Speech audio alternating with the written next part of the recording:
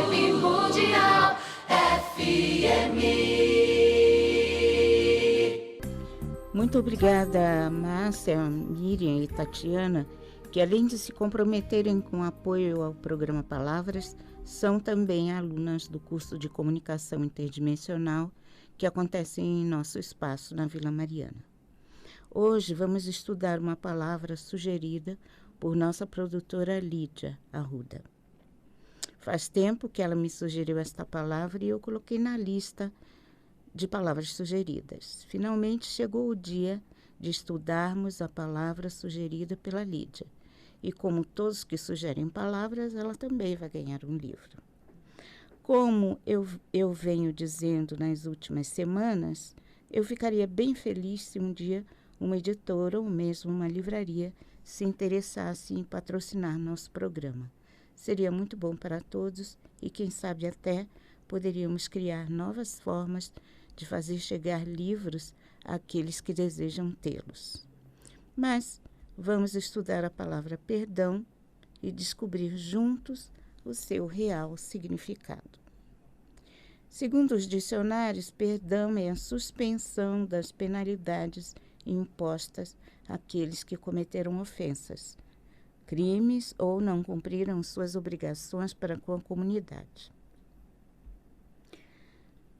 Perdão também pode ser o ato pelo qual uma pessoa pode ser desobrigada de cumprir o que era seu dever realizar.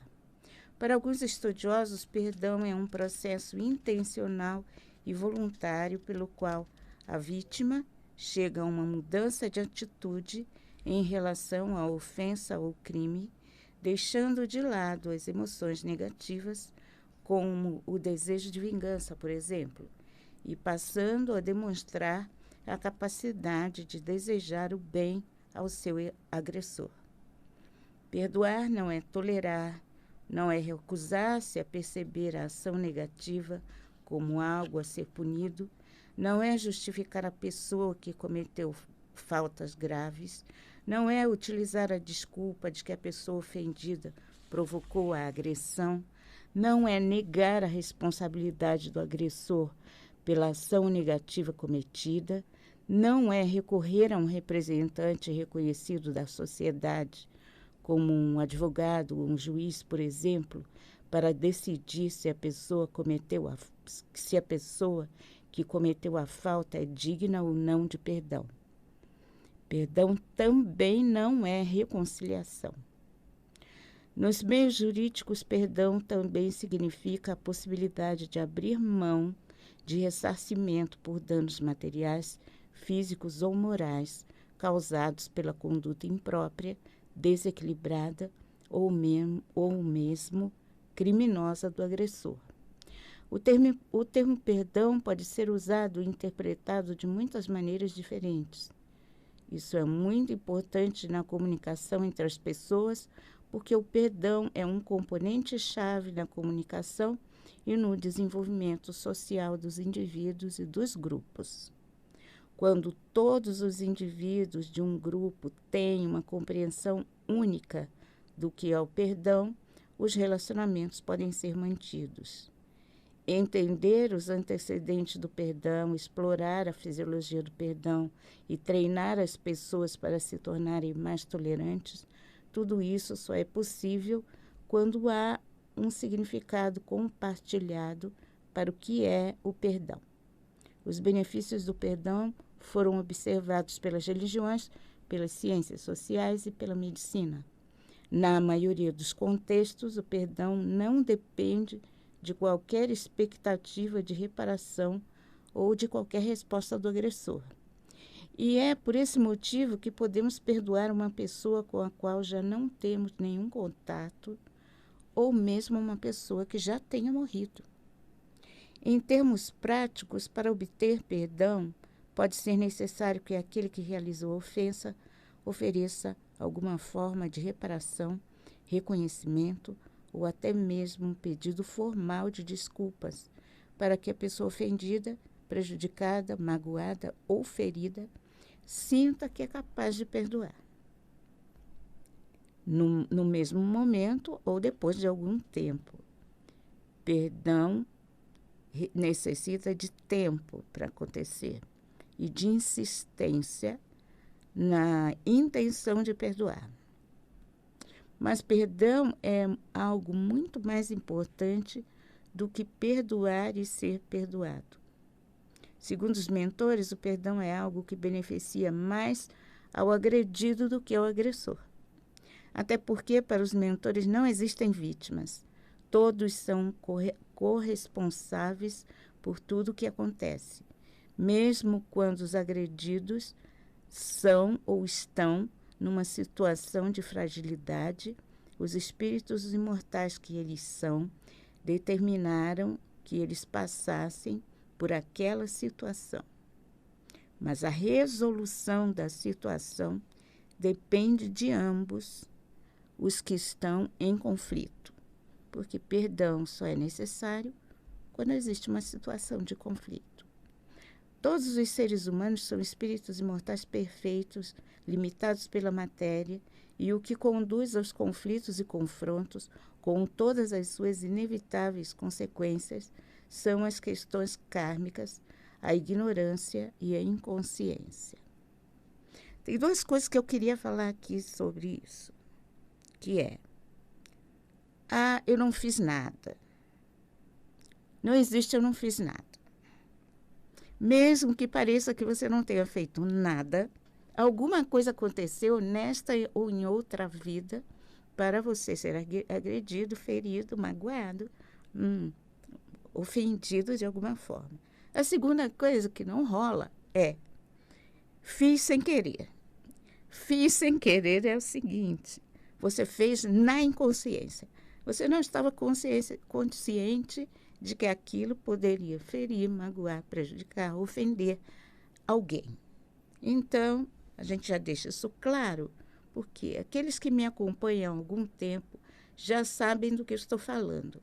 As questões kármicas determinam as tendências negativas destrutivas de cada ser e as situações de desequilíbrio que eles atrairão para si mesmos. A ignorância não vai permitir que a pessoa se coloque no lugar do outro.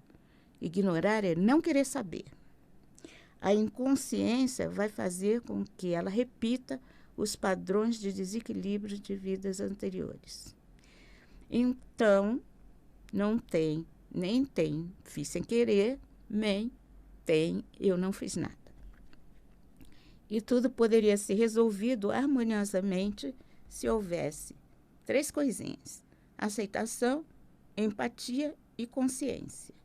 Aceitação do próprio conteúdo kármico que está sempre atraindo as situações de desequilíbrio que o ser, enquanto espírito imortal, decidiu experimentar. Empatia para poder se colocar no lugar do outro. E consciência para ousar fazer o melhor para todos. Com essas 3 coisinhas, os conflitos, os desequilíbrios entre os seres vão continuar acontecendo, mas a solução deles não vai precisar chegar no perdão. Ainda segundo os mentores, em todo e qualquer conflito não existe razão em parte alguma. Agressor e agredido estão no mesmo desequilíbrio, o desequilíbrio do poder. A diferença é que o agredido é movido por sua insegurança, usa a sua fragilidade para ter poder sobre o outro. E o agressor, movido pela mesma insegurança, usa seu poder de argumentação e até sua força física para dominar o outro. A questão é: onde existe violência, existe insegurança. Violência é resultado direto de insegurança. Um ser só é violento, física, emocional, mentalmente ou até psiquicamente, quando ele está inseguro. Observem uma pessoa segura. Ela não precisa se exaltar.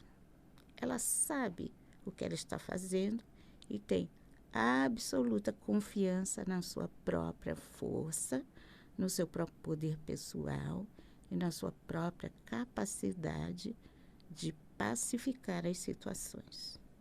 Já que não tem segurança, perde a calma, não consegue ver direito quais são os limites que precisam ser respeitados para que não haja nenhum tipo de conflito ou contraposição.